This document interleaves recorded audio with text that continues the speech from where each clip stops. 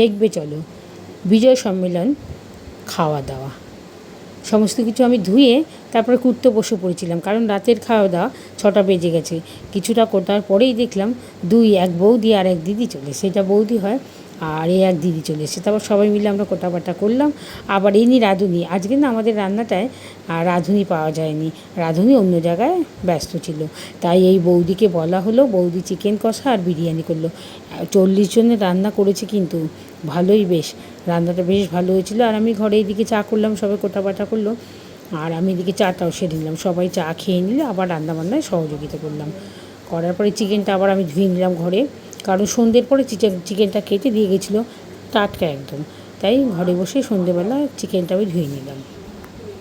এদিকে এক এক করে সবাই চলে আসছে, চিকেনটা কষাটাও হয়ে গেল। বৌদি সত্যি গরমও ছিল, কালকে খুব কষ্ট হয়েছে, কিন্তু বৌদিকে অসংখ্য ধন্যবাদ জানাই।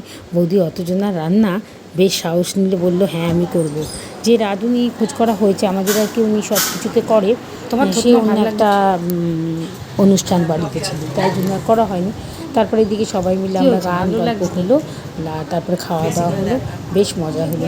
আর আমাদের এটা একটা সত্যি একটা পরিবারের মতন, ভীষণ সুন্দর আমাদের। সবার দুঃখই আমরা দুঃখিত, সবার আনন্দে আমরা আনন্দিত। আমাদের আশীর্বাদ করবেন আমরা যেন এইভাবে থাকতে পারি, সুখ দুঃখের সাথী হয়ে। খুব ভালো লাগলো সত্যি।